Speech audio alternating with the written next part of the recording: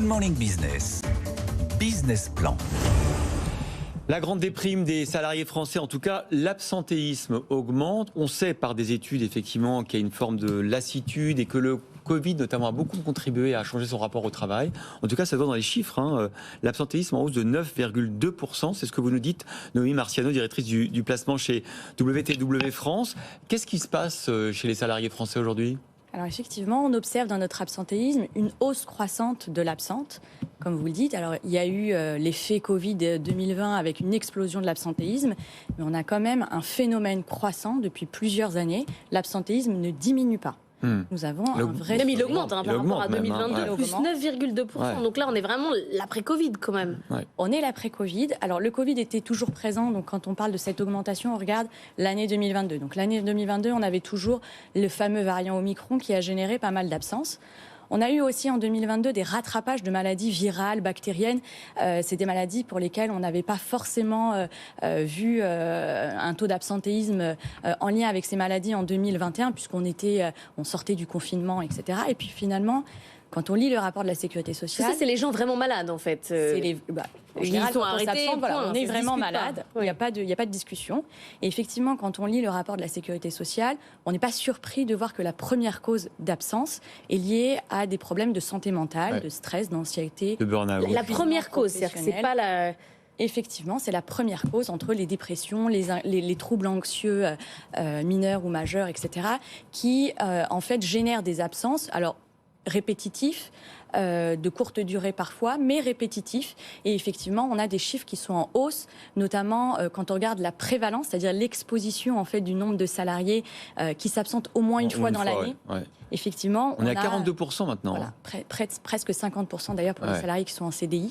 Et d'ailleurs, on était il y a une heure avec notre French Tech, c'était Thiel qui fait justement la prévention et la curation de problèmes de santé mentale via une application, etc. On voit beaucoup d'entreprises se positionner sur ce créneau. Ça veut dire qu'il y a des besoins. Comment vous l'expliquez quand même le fait que beaucoup de salariés se sentent moins bien dans leur entreprise qu'ils ne l'étaient il y a 3 ou 4 ans?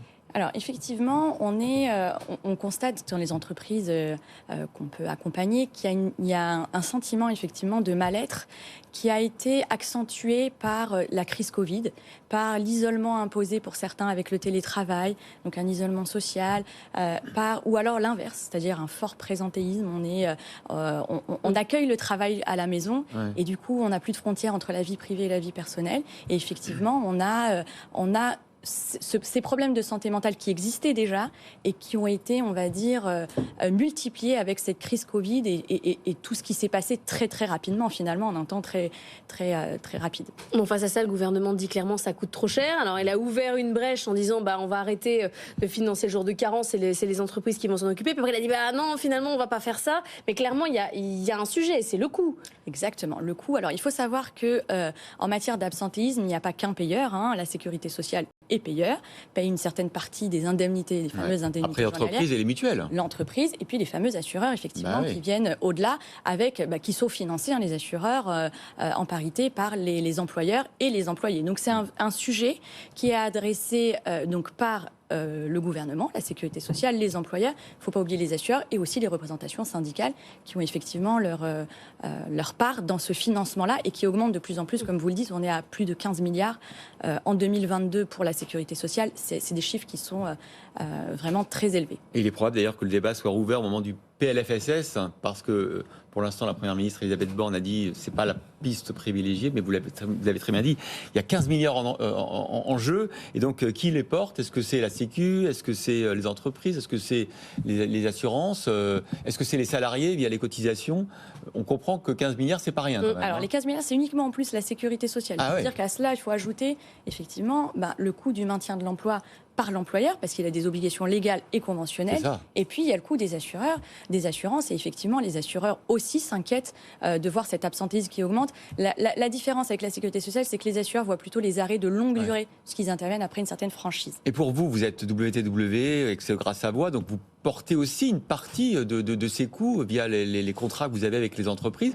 Est-ce que vous redoutez justement que le gouvernement ouvre la porte, ouvre la brèche et fasse financer par les entreprises et donc par vous un jour de carence supplémentaire?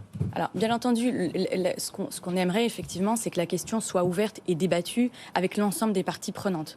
Voilà. Faire un transfert de charges d'un côté vers un autre, je pense que c'est pas la meilleure idée. Il faut s'attaquer au vrai sujet, comprendre comment l'adresser aussi, puisque les entreprises peuvent adresser tout un tas de sujets, mais aujourd'hui elles sont limitées en termes de réglementation. Il y a la confidentialité des arrêts, il y a tout un tas de sujets qu'il faut adresser ensemble avec l'ensemble des parties prenantes, les médecins également aussi qui ont été visés dans le rapport de l'assurance maladie, l'ensemble des parties prenantes. Ce sujet de la santé mentale absolument fondamental. Allez réécouter l'interview de Thiel qui était avec nous ce matin. Merci beaucoup Noémie Marciano d'avoir été avec nous, directrice du placement chez WTW France, l'ancien Grâce à Voix pour ceux qui n'ont pas suivi le changement effectivement.